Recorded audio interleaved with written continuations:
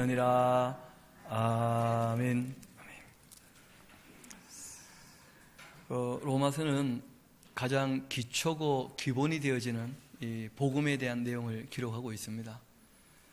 그래서 제일 처음 이 인사하고 난 다음에 모든 사람이 죄 아래에 있다는 것을 얘기하면서 제일 먼저는 아예 하나님에 대해서 계시다라고 하는 인식조차 하지 않고 살아가는 완전히 유기된 사람들이 있다. 하나님 계신 것, 알만한 것을 확실히 보여줬음에도 불구하고 삶의 근원에 대해서, 궁극적인 이 목적에 대해서, 삶의 방법에 대해서 생각조차 하지 않고 욕심만 따라가는 사람들이 얼마든지 있다.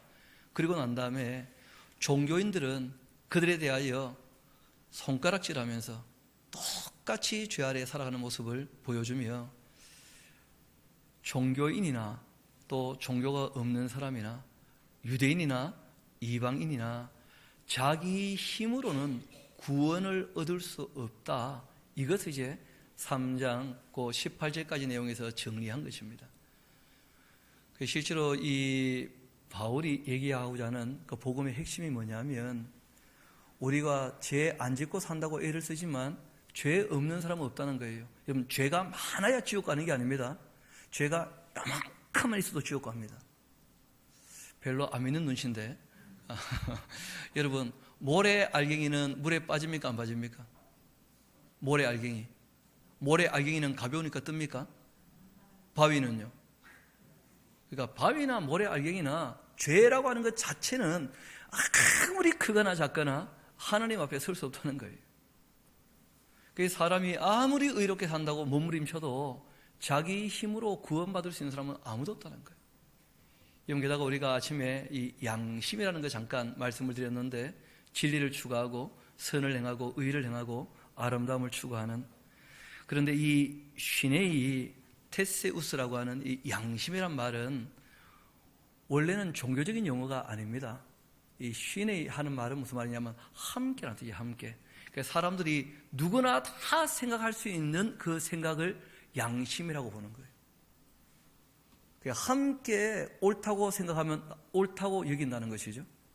그런데 이것이 당을 짓지 않는다면 가능해요. 맞습니까? 그 당을 지어버리면요, 자기들만 옳은 것이 생겨버리고 마는 거예요. 그래서 세상의 양심을 가지고서는 안 되게 되어 있다는 거예요. 세상 사람들도 양심을 따라 산다고 애를 쓰지만, 그러나 이미 배운 것이 있고 들은 것이 있고 보는 것이 있고 자기 나름대로 생각하는 것이 있기 때문에 하나님이 세우신 참된 이 진리나 선이나 의를 추구하느냐? 그럴 수 없다는 거예요. 이방인들은 아무리 양심을 따라 산다 할지라도.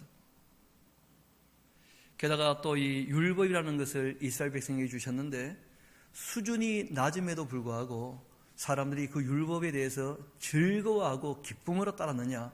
아니었다는 거예요. 전부 다 그것을 부담스러워하며 싫어했다는 거예요. 왜냐하면 죄인이기 때문에. 옳은 걸 얘기하면 옳다고 인정해주면 참 좋겠는데 부담스러워하는, 부담스러워해. 그래서 바울이 그러한 사람들의 내면에 대해서 성경이 기록된 그대로 의인은 없나니 하나도 없더라, 이렇게 이제 이야기를 하고 그 다음 이야기를 진행합니다. 우리 3장 19절 같이 한번 보도록 합시다. 그래서 하는 말인데, 하는 것이죠. 우리가 알거니와 무릇 율법이 말하는 바는 율법 아래에 있는 자들에게 말하는 것이다. 율법보다도 수준이 안 된다. 그러면 뭐 말할 가치가 없는 것이죠. 이는 모든 입을 막아버리고 온 세상으로 하나님의 심판 아래 있게 하려 함이라. 그러니까 초등학문쯤 되어지는, 여러분, 십계명은 그 실천하기 쉽지 않습니까? 십계명이니까 이렇게밖에 안 되잖아요, 일단. 그리고 뭐 우상을 만들지도 않고 절하지도 않고 섬기지 않는 것, 또는 뭐 살인하지 않는 것, 부모님을 공경하지 않는 것, 그 다 우리가 얼마든지 할 만한 일이거든요. 다 사람들이 부모님을 공경하지 누가 부모님을 공경 안 하겠습니까? 제가 그런 얘기 했더니 고등부 친구들이 겨우 하더라고요. 아직 철이 안 들어서 그래요. 철이 안 들어서. 여러분, 철 들면 누구나 다 공경합니다. 그렇지 않겠습니까? 욕심도 마찬가지고 위증도 마찬가지고 우리가 십계명 정도도 못해서는 그 말도 아닌 것이죠. 그 인간도 아닌 거죠. 그렇게 되면 초등학문이에요. 초등학문. 율법이라고 하는 것 수준 자체가 그 아래에 있는 사람이라면 말할 것도 없다는 거예요. 하나님, 온 세상이 그 하나님의 심판 아래에 있다는 거예요. 왜냐하면 온 세상이 10번째 계명에 다 걸려 있는 거죠. 욕심 내지 말라는데 다 욕심을 따라 사니까. 그러므로 율법의 행위를 가지고는 그 앞에 의롭다 하심을 얻을 육체가 없습니다. 이유는 지키지 못할 만큼 어렵다 그런 뜻이 아니고 너무 수준이 낮기 때문에. 율법이 원래 제안한 것은 의로운 삶, 거룩한 삶, 틀린 말은 아닌데 이방인에 비해서 거룩한 것이고 최선의 삶, 지고지선의 삶을 추구한 게 아니에요. 수준 이하, 초등학문이 초등학문. 이 율법은 죄를 깨닫게 하는 뭐라는 거예요? 기준 정도예요. 율법보다 못하면 그는 죄라는 거예요. 죄. 아주 수준 낮은 법입니다. 율법이.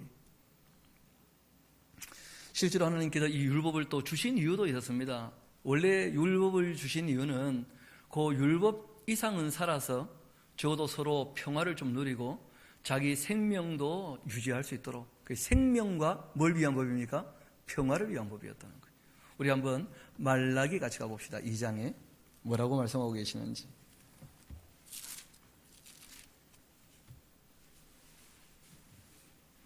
우리 말라기서 2장 5절 같이 한번 읽어볼까요? 시작. 레위와 세운 나의 언약은 생명과 평강의 언약이라. 내가 이것을 그에게 준 것은 그로 경외하게 하려 함이라. 그가 나를 경외하고 내 이름을 두려워했다 하면서. 그러니까 하나님께서 레위 지파를 통해서 이스라엘 백성과 맺었던 이 약속, 레위기라고 하는 그 율법, 이 율법을 압축하면 뭐가 됩니까? 십계명이잖아요. 이걸 주신 이유가 어디에 있다고요? 생명을 얻고 평강을 얻으라고. 그런데 사람들이 그 십계명을 가지고도 딱 잣대를 지어보니까 그것보다도 수준이 더 낮아. 다 죄 아래에 있다는 게 확인되고 말았다는 거예요. 원래 율법을 주신 목적은 생명을 얻고 평강을 얻으라고 주셨는데 그 율법의 결과론이죠. 그렇죠? 결론적으로 이 이스라엘 백성들도 전부 다 어디 있다는 게 확인된 겁니까? 죄 아래에 있다는 게 확인되고 만 거예요. 그래서 21절, 22절이 굉장히 중요한데요. 같이 한번 읽어봅시다. 시작.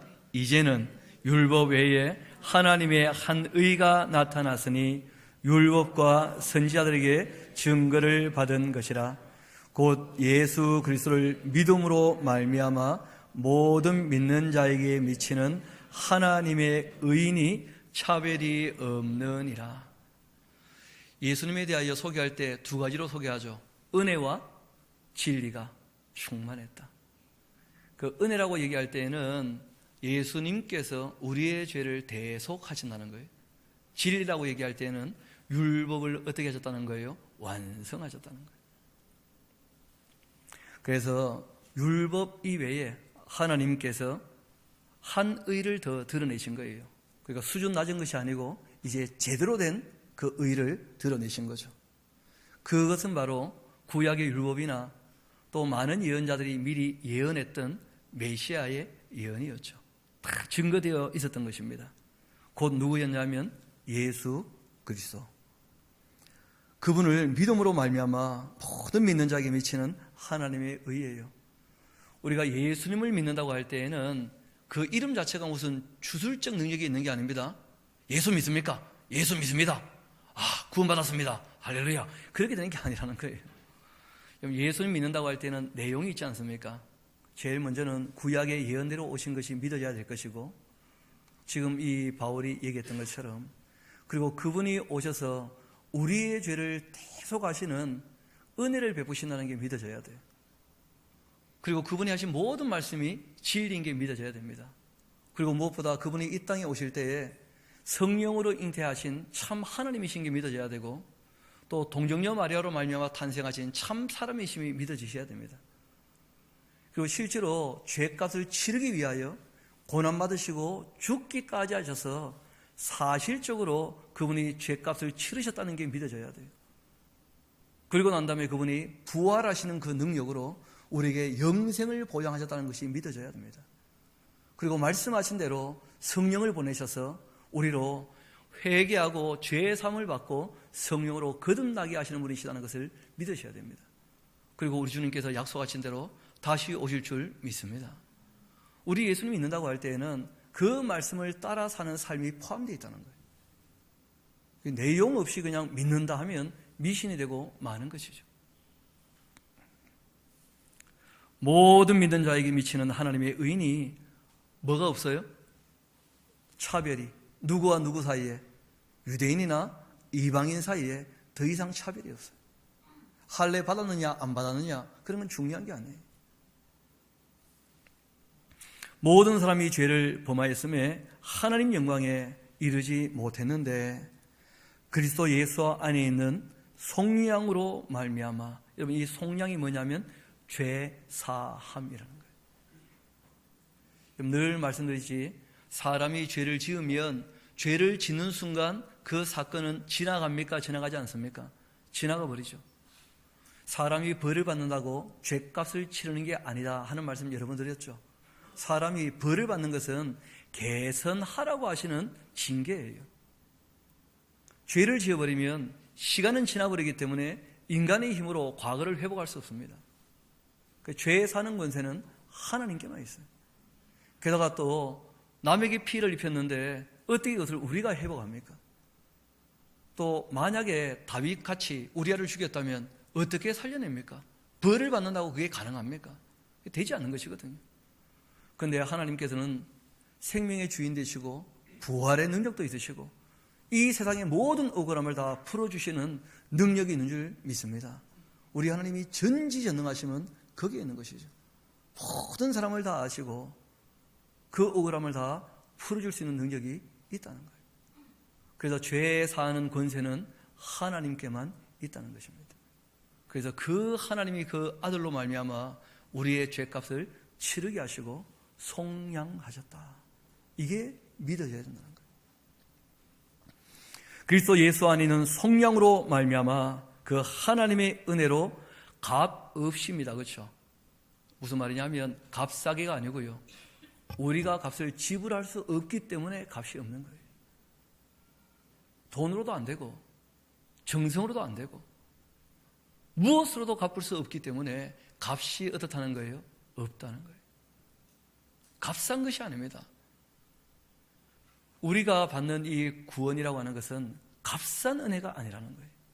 값이 없는, 값을 측정할 수 없는 하나님의 아들의 생명으로 얻게 된 그 은혜라는 거예요. 하나님의 그 은혜로 값없이 의롭다 하심을 얻은 자가 되었다는 것입니다.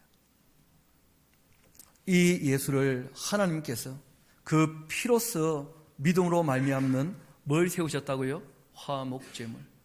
그 다음 이야기죠. 왜 하나님께서 예수님으로 말미암아 우리의 죄를 사하신 겁니까? 원래 하나님이 하시고자 하시는 이유는 여기 있어요. 우리와 뭐 하시려고요? 화목하시려고, 사랑으로 사귀시려고. 하나님께서 사랑하기를 원하시는데, 사귀기를 원하시는데 죄가 있어서는 사귈 수가 없다는 거예요. 죄가 있어서는. 그래서 예수님 별명이 속건제물이기도 하지만 또 무슨 제물입니까? 화목제물이에요. 화목제물. 이는 하나님께서 길이 참으시는 중에 전에 지은 죄를 어떻게 하셨습니까? 간과 지나쳐버렸다는 거예요. 왜냐하면 예수님께서 그 피를 어떻게 하셨으니까요? 그 죄를 다 씻으셨으니까. 그렇게 자기의 의로심을 나타내려 하심이라. 그래서 하나님의 그 의로우심 앞에 모든 사람은 죄인이어서 지옥 갈 수밖에 없는 존재였는데 죄 아래 태어나서, 그런데 하나님께서 그 아들로 은혜를 베푸셨다면 거기에 대하여 감사하는 마음을 가지고 살아가야 되지 않는가. 지금 그런 얘기를 바울이 하고자 하는 것입니다. 그런데 의외로 하나님을 믿는다고 하면서 감사하는 쪽으로 가지 않고 하나님이 그렇게 나를 사랑한다면 보채가지고 좀 더 받아내야 되겠다, 그런 식으로 기도를 가르치더라고요. 보니까. 아닙니까? 하나님께 자꾸 보채가 뭐 좀 더 받아내라 하는 식으로 신앙을 가져가니까 이게 기독교인지 아닌지 알 수가 없는 거예요. 기독교는 욕심을 추구하는 종교가 아닙니다.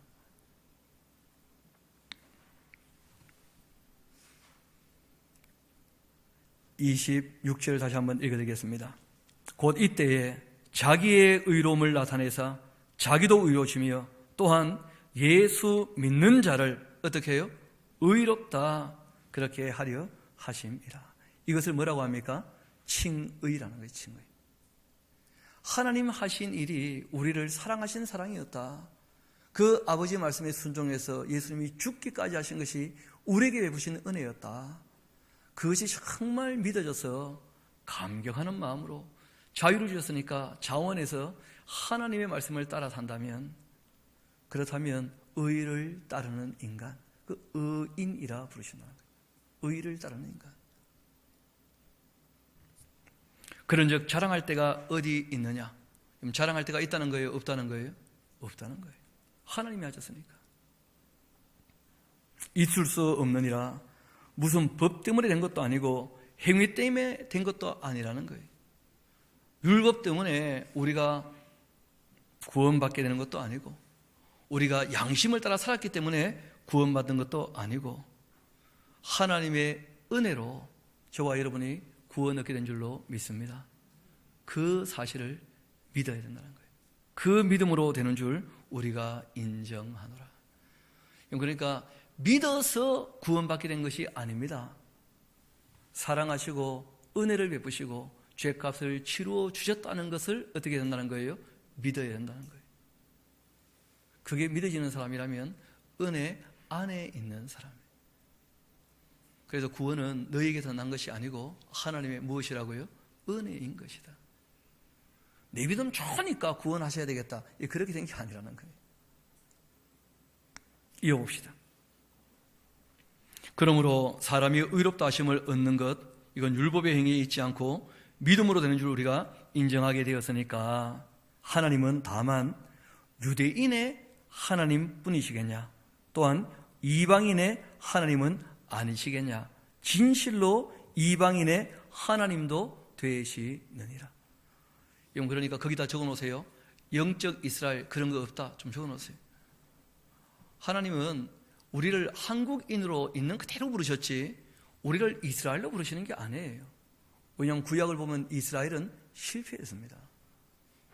그런데 누가 이상한 말, 이 영적 이스라엘 이런 말을 만들어서 선민 사상을 가지고 사람들을 유혹하니까 보통 이단들이 거의 대부분 다 영적 이스라엘, 아예 그냥 제가 보니까 신천지는 12지파 만들었던데 보니까 12지파를 그 말 한마디 잘못되어 버리면 쏟기 쉽다는 거예요. 우리는 한국인이에요. 이방인인데 이스라엘과 차별 없이 부르셨다는 거예요. 그것이 은혜인 것이죠. 계속 한번 봅시다. 할례자도 믿음으로 말미암아 또 무할례자도 믿음으로 말미암아 의롭다 하시는 하나님은 한 분이시다. 왜 이런 얘기를 하겠습니까? 고린도 교회나 갈라디아 교회에 문제가 있을 때 뭐가 문제였었죠? 율법주의자, 할례당, 또 거짓 사도, 다른 복음을 갖고 왔던 이 사람들 때문에 문제가 되었다는 거예요. 복음이 무엇입니까? 지금 우리가 봤던 것처럼 회개하면 하나님께서 어떻게 하실 마음이 드시다는 거예요? 용서하실 마음이 있다는 거예요. 그런데 회개해서 용서할 때 값을 우리 힘으로 지불할 수 없잖아요. 그래서 그 죄값은 하나님 쪽에서 지불하기 위하여 그 아들을 내어놓으셨다는 거예요. 하나님의 공의를 만족해 하기 위해서. 그래서 죄 사함 받은 것, 용서가 뭐라는 거예요? 이게 복음이라는 게 복음. 그리고 그 복음 안에 이 이스라엘 백성이나 또 무할례자, 이방인이나 차별이 있습니까? 없습니까? 이게 복음이었다는 거예요. 왜냐하면 율법에는 이스라엘 백성과 이방인들 차별을 둡니까? 두지 않습니까? 율법에는 차별을 두고 있잖아요. 왜냐하면 율법은 할례 받지 아니하면 하나님 앞에 나올 수 없다는 거예요. 그것이 율법의 내용이었지 않습니까? 하나님께 나오려면 이방인들이 뭐부터 하라는 거예요? 할례 행하고. 그래서 새로운 한 의가 나타났는데 이방인과 이스라엘 백성과 가운데는 차별이 없다는 거예요. 이런 것이 복음이죠. 그리고 이렇게 회개하고 제사함 받은 사람에게 누가 임하십니까? 물과 성령으로 거듭나게 되었다면 우리가 주님의 몸된 교회에 연합이 된 줄로 믿습니다. 그리고 우리가 세례교인이라 그러잖아요. 성부와 성자와 성령의 이름으로 우리가 물 세례하거든요. 물을 이렇게 끼얹어서. 그때 성령 세례, 또 예수님의 이름으로 세례, 아버지 하나님께서 그 사랑을 베푸시는 그 세례, 물과 성령으로 거듭남으로 우리가 주님의 몸된 교회에 연합되었다는 거예요. 이걸 세례교인이라고 그래요. 세례교인. 이것이 전부 다 무엇입니까? 복음이라는 게 복음. 그리고 이 복음의 확정이 있죠. 그게 무엇이냐면 영생복락, 하나님의 나라에서 영원히 하나님과 함께 사랑을 나누며 살아간다는 거예요. 이게 복음이죠. 복음. 이것 이외에 다른 복음이 들어와서는 안 된다는 거예요. 다 하나님이 하셨기 때문에 그것이 우리에게 복된 말씀이 되는 줄로 믿습니다. 우리에게 그 능력이 있는 것이 아니었다는 거예요. 이어봅시다. 30절을 다시 봅시다. 할례자도 믿음으로 말미암아 또 무할례자도 믿음으로 말미암아 의롭다 하시는 하나님은 한 분이시다. 그런즉 우리가 믿음으로 말미암아 율법을 파기할 수가 있겠느냐? 그럴 수 없느니라. 도리어 율법을 어떻게 한다고요? 굳게 세워요. 왜냐하면 율법이 문자적으로 봤을 때는 이방인들을 안 받아들이는 것처럼 보이지만 율법의 핵심이 무엇이었습니까? 율법의 핵심은 십계명이고 더 움켜잡으면요, 마음을 다하고 성품을 다하고 힘을 다하여 주 너희 하나님을 사랑하라. 내 이웃 사랑하기를 어떻게 하라고요? 내 몸같이 사랑하라. 그게 원래 율법이거든요. 그러니까 원래 율법의 의미를 깨닫게 되어지면 율법을 더 굳게 세운다는 거예요. 당연히. 오늘 그 초등부 선생님들이 다 도망가는 바람에 제가 오늘 초등부 친구들한테 설교를 했어요. 여러분, 초등부 친구들 안 보인다고 너무 섭섭해하지 마세요. 걔네들은 찬양 예배 먼저 드렸습니다. 아까 전에 그 1시쯤 되어서 다 모여가지고 같이 얘기를 나누었는데 그 아이들과 얘기를 나누면서 물어봤어요. 사랑은 무엇이냐? 우리 한번 합시다. 사랑은 움직이는 것이다. 맞습니까? 이게 무슨 말이냐면 그 지난번 얘기했던 그 동영상을 이번에 좀 보여줬어요. 그 왜 팔 없는 형이 아이에게 막 기어가서 자기 동생에게 쭈쭈 빠는 그 가짜 꼭지 이렇게 물려주는 장면이거든요. 그럼 사랑은 팔 없어도 얼마든지 할 수 있죠. 뭐 상관이 없잖아요. 사랑하니까 뭘 하는 거예요? 움직이는 거예요. 하나님을 사랑하면 하나님 말씀대로 움직이게 되는 줄로 믿습니다. 이게 사랑이에요. 사랑. 사랑은 말한 사람의 말을 따라 움직여 갈 때 그게 그를 사랑하는 것이죠. 뭐가 사랑이겠어요? 사랑은 움직이는 거예요. 그래서 이 율법을 어떻게 한다고요? 굳게 세운다는 거예요. 하나님 하신 말씀을 왜 구원받은 백성들이 따르지 않겠습니까? 주님의 은혜 받은 백성이라면 누구나 다 하나님의 율례와 법도를 굳게 세워가는 것이죠. 그 친구들 얘기하니까 한마디 좀 더 이야기하겠습니다. 저희 교회 원래 그 과자 잘 안 주죠. 그런데 이 복잡해요. 이 복잡한데 오해 말고 들으시기 바랍니다. 오늘은 목사님이 특별히 말씀을 전하신다고 애들에게 특별상이라고 과자를 갖고 왔어요. 아직도 머리가 아파요. 이게 상인지 아닌지 아직도 머리가 아파요. 애들이 좋아하기는 진짜 좋아합니다.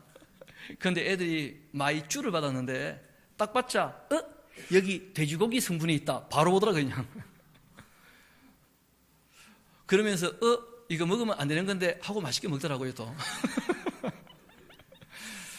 그래서 참 인간이 약하구나 그런 생각이 들기도 하고, 뭐 또 줬는데 안 먹겠습니까? 줬는데 먹지. 애들이 그걸 받아가지고 말하는 걸 딱 보면서 애들은 관심을 갖고 생각하고 있구나. 왜냐하면 마이쮸를 보면 거기 뭐가 있느냐면 이 쫀득쫀득하게 만들려고 젤라틴이 있는데 그 젤라틴이 돼지고기에서 갖고 오는 거예요. 그러니까 캐러멜, 젤라틴 찐득찐득한 거는 대부분 다 돼지고기 성분이 들어가 있습니다. 애들이 그걸 보더니 이게 돼지고기 성분이 있는데 하고 고민스러워하는 거예요. 그래서 제가 자유를 줬죠. 알아서 하시오. 먹을 사람은 먹고 말 사람은 말고. 그러고 말았는데 그 애들을 보면서 생각을 하는 거예요. 사랑하면 생각하게 돼요. 바라기는 아이들이 유혹을 이길 능력도 얻게 될 줄로 믿습니다. 그럼 참 좋겠어요. 늘 유혹거리가 있거든요. 이겨내야죠. 사랑이 커지면 이기는 거예요. 사랑이 커지면. 아직 사랑이 적죠. 하나님 말씀을 따를 것인가, 내 입맛을 따를 것인가 고민스러운 거죠. 누구를 더 사랑하는가, 그러면 결정나는 거예요. 사랑 많은 쪽으로 움직이게 되는 거예요. 사랑은 움직이는 것입니다. 4장을 봅시다. 그런즉 하고 나오죠. 아브라함에 대한 이야기를 하는 거예요. 하나님을 사랑했던 사람 아브라함. 육신으로 우리 조상인 아브라함이 무엇을 얻었다 하겠는가? 만일 아브라함이 행위로서 의롭다 하심을 받았다면 자랑할 것이 있었겠느냐? 하나님 앞에서는 없느니라. 성경이 무엇이라 말하느냐? 아브라함이 하나님을 믿은 것, 그것이 그에게 의로 여겨진 바가 되었다. 우리가 관계가 형성되는 것은 신뢰로 형성되는 것이죠. 맞습니까? 그 다음에 사귀는 것은 뭐가 동반됩니까? 행동이 동반되는 거예요. 그러니까 신뢰 회복, 관계 회복은 믿음으로 충분합니다. 근데 믿음만 가지고 안 되죠. 소망을 가지고 어떻게 해야 됩니까? 자라가야 그 사랑을 이룰 수가 있는 거예요. 그래서 지금은 처음 이야기를 시작하니까 믿음에 대한 이야기를 가지고 이야기를 시작합니다. 계속 한번 봅시다. 4절입니다. 일하는 자에게는 그 삭시 은혜로 여겨지지 않고 보수로 여겨지지 않겠는가?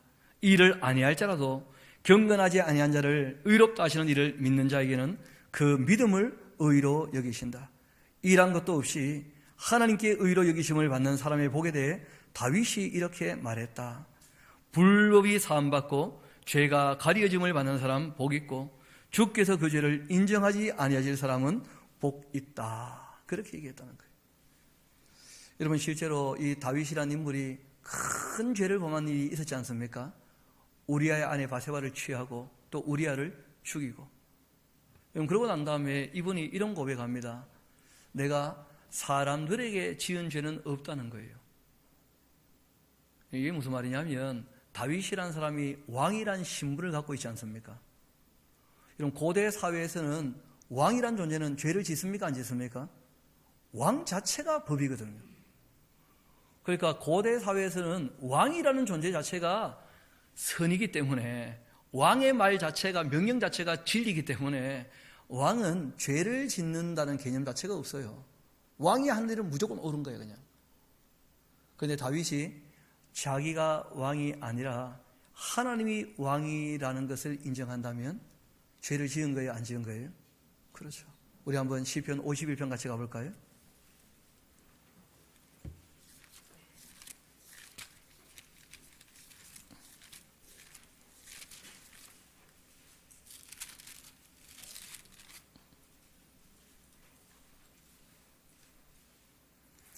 (1절부터) 제가 4절까지 한번 읽어드리겠습니다. 하나님, 주의 인자를 따라 내게 은혜를 베푸시며 주의 많은 긍휼을 따라 내 죄악을 지워주소서. 나의 죄악을 맑게 씻기시며 나의 죄를 깨끗이 제하소서. 물은 나는 내 죄가를 압니다. 내 죄가 항상 내 앞에 있나이다. 우리 4절은 같이 한번 읽어볼까요? 시작. 내가 주께만 범죄하여 주의 목전에 악을 행하여 싸우니 주께서 말씀하실 때에 의로우시다 하고 주께서 심판하실 때에 순전하시다 하리이다. 하나님께 인정을 받아야 되거든요. 왜냐하면 이 땅에서의 삶이 다가 아니기 때문에. 내가 이 땅에서 왕일 때라면 내가 얼마든지 주인 노릇 할 수 있지만 우리가 하나님 앞에 서서 심판을 받게 되고 재판받게 된다면 이 땅에서 그 진노를 쌓아둬서는 안 된다는 거예요. 이 사실을 다윗은 깨닫고 알게 된 것이죠. 그래서 이분이 그 죄를 돌이키며 주님 앞에서 의롭다 하심을 받아야지, 내가 세상 가치를 가지고 세상 평가를 가지고 내가 왕이기 때문에 내가 의롭다 잘났다 나는 죄 지은 게 없다 그렇게 해봤자 그게 무슨 의미가 있냐는 거예요. 기준이 누구한테 있다는 것입니까? 하나님께 있다는 거예요. 하나님께. 우리 다시 로마서로 돌아오도록 합시다. 9절을 봅시다. 그런즉 이 복, 하나님께서 회개하는 자에게 죄를 사해 주신다 하는 이 복된 말씀, 이 복이 할례 자에게냐 혹은 무할례 자에게냐, 이거 좀 생각하라는 거예요. 왜냐하면 무릇 우리가 말하기를 아브라함에게는 그 믿음이 의로 여겨졌다 그렇게 했는데, 그런즉 그것이 어떻게 여겨졌냐, 그 어떻게라기보다는 언제 그렇게 여겨졌냐 그런 것이겠죠. 뒤에 내용을 보면 할례시냐 무할례시냐, 할례시가 아니고 언제였다고요? 무할례시였다. 그러니까 할례라고 하는 것은 죄를 사는 것에 영향을 미칩니까? 미치지 않습니까? 그거는 아무 상관이 없는 거예요. 원래부터가. 그러니까 할례 자체가 구원의 근거가 되거나 은혜의 근거가 될 수가 없다는 거예요. 그러니까 하나님께서 할례 받지 않았을 때 갖고 있었던 아브라함의 믿음을 보시고 부르셨다는 거예요. 그때 그 믿음이라고 하는 개념은 뭐냐면 성실하고 정직한 삶을 얘기하는 것입니다. 믿음은 단지 신뢰에 대한 개념이 아닙니다. 이 에무나라고 하는 말은 정직과 뭐라고요? 성실함. 이걸 원래 믿음이라고 해요. 믿음. 하나님은 미쁘시사 할 때 그 미쁘다라고 하는 말이 바로 피스티스예요. 믿음. 하나님은 성실하신 분이시다. 하나님은 선하신 분이시다. 그런 뜻입니다. 그는 변하지 않는다는 거예요. 우리에게 똑같은 것을 요구하시는 것이죠. 이어봅시다. 11절, 그가 할례의 표를 받은 것은 무할례시의 믿음으로 되었던 의를 인친 것이니, 이는 무할례자로서 믿는 모든 자의 조상되어 그들도 의로 여기심을 얻게 하려고 하는 것이다. 또한 할례자의 조상이 되었나니 곧 할례 받을 자에게뿐 아니라 우리 조상 아브라함은 무할례시에 가졌던 믿음의 자취를 따르는 자들에게도 똑같이 뭐라고요? 믿음의 조상이라는 거예요. 그러니까 아브라함이 할례 없을 때 하나님께서 부르셨잖아요. 75세 때. 그리고 몇 살에 할례합니까? 99세 때. 그러니까 이 아브라함은 할례 받은 사람이나 할례 받지 않은 사람이나 믿음의 뭐라는 거예요? 조상이라는 거예요. 그러니까 몸에 하는 할례 자체는 믿음의 표일 수 없다는 거예요. 그래서 마음에 뭘 하는 것입니까? 할례를 하는 거예요. 정말 하나님을 신뢰하고 정말 하나님께도 신뢰할 만큼 성실하게 하나님의 뜻을 따라 살고 있는가? 이어봅시다. 아브라함이나 그 후손에게 세상의 상속자가 되리라고 하신 이 언약, 율법으로 말미암은 것 아니었고 오직 믿음의 의로 말미암은 것이다. 나중에 다시 한번 바뀔 때가 오는데 율법이 오기 전에 이미 아브라함은 하나님께 인정받았다는 거예요. 만일 율법에 속한 자들이 상속자라면 믿음은 헛것이 되고 약속은 파기가 되고 마는 것이다.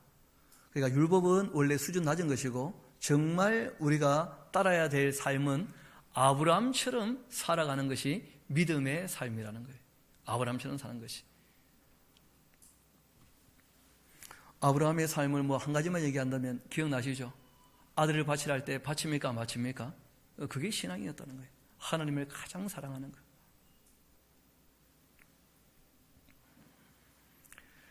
만일 14절 율법에 속한 자들이 상속자라면 믿음은 헛것되고 약속은 파기되는 것이다. 율법은 진노를 이루게 하나니 율법이 없다면 범법도 없어요. 왜냐하면 죄인 줄도 모르니까.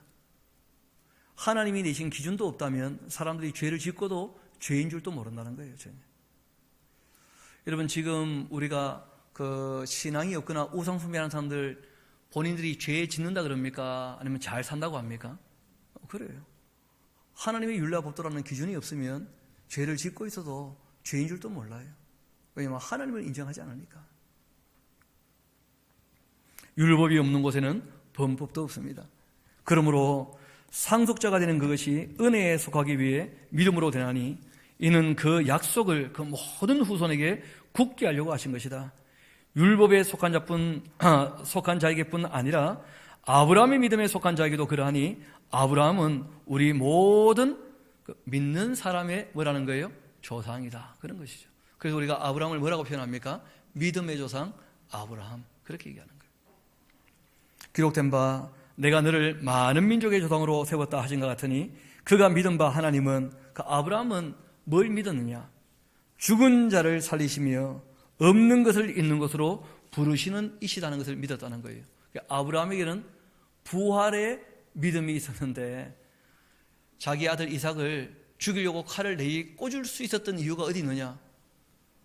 이 아들로 말미암아 천하 만민이 복을 받는다고 한다면 내가 죽여놔도 하나님이 어떻게 하실 거라는 거예요? 살려놓으시겠지.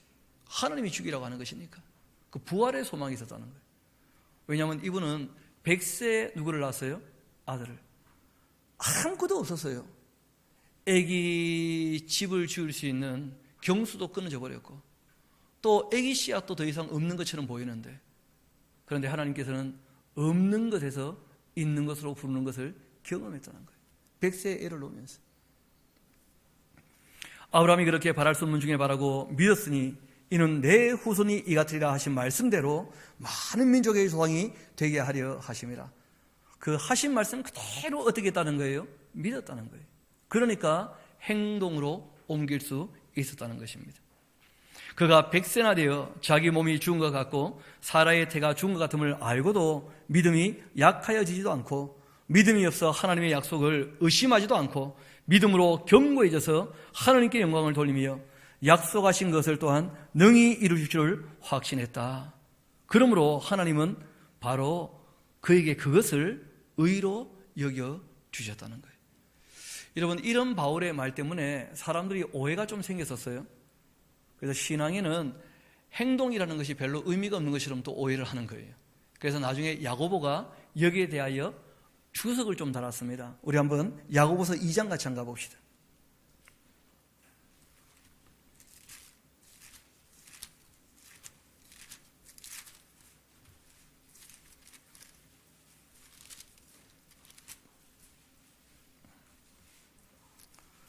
야고보서 2장 제가 20절부터 한번 읽어드리겠습니다. 야고보서 2장 20절. 아, 허탄한 사람아, 행함이 없는 믿음이 헛것인 줄을 알고자 하느냐? 우리 조상 아브라함이 그 아들 이삭을 제단에 바칠 때 행함으로 의롭다 하심을 받은 것이 아니냐? 내가 보거니와 믿음은 그 행함과 함께 일하고 행함으로 믿음이 온전하게 되었느니라. 이에 성경에 이른바 아브라함이 하나님을 믿으니 그것을 의로 여기셨다는 말씀이 이루어졌고 그는 하나님의 벗이라 칭함을 받았나니. 우리 24절 같이 한번 읽어볼까요? 시작. 이로 보건대 사람이 행함으로 의롭다 하심을 받고 믿음으로만은 아니니라. 이렇게 되어 있어요. 그리고 잘 아는 말씀이죠. 또 이와 같이 기생 라합이 사자를 접대하여 다른 길로 나가게 할 때 행함으로 의롭다 하심을 받은 것 아니냐. 영혼 없는 몸이 죽은 것 같이 행함이 없는 믿음은 죽은 것이다. 이렇게 되어 있습니다. 왜냐하면 인격이라고 하는 것은 늘 말씀드렸듯이 지성, 이성, 감정이 먼저 작동합니다. 이것을 우리가 선택의 자유라 그래요. 내용을 알고 내용의 의미를 충분히 파악하고 그리고 난 다음에 그것을 우리가 인격적으로 수용하는 것까지는 선택이에요. 이것은 신뢰에 대한 문제죠. 신뢰하기 때문에 어떻게 합니까? 그 말을 수용하는 거예요. 그런데 거기서 그치게 되면 인격이 아니라는 거예요. 그 뒤에 뭐가 있습니까? 선택의 자유와 의지의 자유. 그것을 우리가 받아들였다면 당연히 어떻게 하게 됩니까? 따르게 되어 있다는 거예요. 그런데 이 당연히라는 말에 주의를 조금 가지셔야 돼요. 그러니까 아이들에게 꼭 물어봅니다.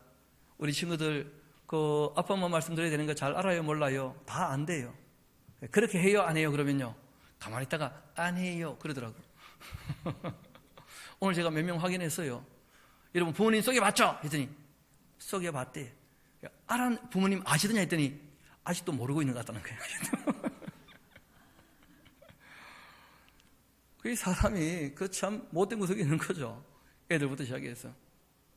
그거 하면 안 된다는 거 알아요? 몰라요? 다 알죠. 여러분 거기까지 가면 안 된다는 거예요. 당연히란 말은 우리가 자라야 돼요. 그럼 자라야지만 우리가 이 선택의 자유가 의지의 자유로 넘어갈 수 있어요. 우리가 말씀을 읽고 듣고 배우는 이유가 여기 있는 겁니다. 우리가 말씀으로 힘을 얻지 못하면 아는 것처럼 보여도 아는 게 아니에요. 실천으로 넘어가지 못합니다. 제가 경험해 보니까 그래요. 옛날에 한두 번, 대여섯 번, 열 몇 번 이렇게 읽었을 때는 문자는 다 알고 내용은 아는 것처럼 보이더라고. 그런데 한 20번 넘어가니까 진짜 다 믿어지더라고요. 그래서 제 나이쯤 되어지니까 안 하면 안 되겠다 하는 생각이 확실히 들더라고요. 점점 하게 되어져요. 그리고 요즘에 다시 읽으면서 아직도 안 되는 게 많구나. 말씀을 가지고 삶이 바뀌어가는 것을 경험하게 됩니다. 바라기는 하나님 말씀을 우리가 아는 것에 그치지 말고 우리가 당연히 의지적으로 말씀을 실천하는 데까지 우리 신앙이 더 자라갈 수 있게 되기를 소망합니다. 그것이 당연히 이루어지는 거예요. 그래서 오늘 야고보 사도가 그 말씀을 하십니다. 예수님의 동생 야고보였죠, 그렇죠? 행함이 없는 믿음은 그 자체가 죽은 것이라고. 우리 다시 로마서로 돌아와서 오늘 말씀을 정리하도록 합시다.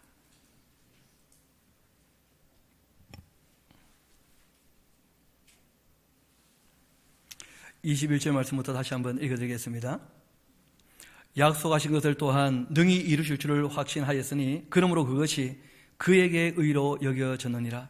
그에게 의로 여겨졌다 기록된 것은 아브라함만 위한 것이 아니라 의로 여기심을 받을 우리도 위함이니 곧 예수 우리 주를 죽은 자 가운데서 살리신 이를 믿는 자니라. 예수는 우리가 범죄한 것 때문에 내 주민이 되었고 또한 우리를 의롭다 하시기 위하여 어떻게 하셨다고요? 살아나셨다. 그러니까 우리가 죄와 사망에서 이런 표현 쓰죠, 그렇죠? 죄라고 하는 것은 뭐냐면 예수님께서 죽으실 때 죄값을 치르셨다는 거예요. 그 사망이란 말은 부활하심으로써 죽음의 권세를 이기셨다는 거예요. 그것이 아브라함이 가졌던 믿음이었다는 거예요. 하나님 말씀을 따르면 죄의 문제는 하나님이 해결하실 것이고 심지어 아들을 바치라 해도 내가 그 아이를 죽여놓으면 하나님이 살리실 것이다. 죄와 사망에서 하나님은 우리를 건지시는 분이시다. 이걸 믿고 하나님만을 따라가는 것입니다. 저도 여러분도 오늘 바울이 소개하는 이 아브라함의 신앙을 잘 본받아서 우리 하나님 아버지께서 아브라함에게 대하신 것처럼 저와 여러분에게 동일하게 대하시는 줄로 믿습니다. 하나님은 변함없으신 분이시기 때문에. 그래서 아브라함의 삶의 내용이 저와 여러분의 믿음의 좋은 길잡이가 되기를 우리 주님의 이름으로 부탁을 드립니다. 우리 함께 기도하도록 하시겠습니다.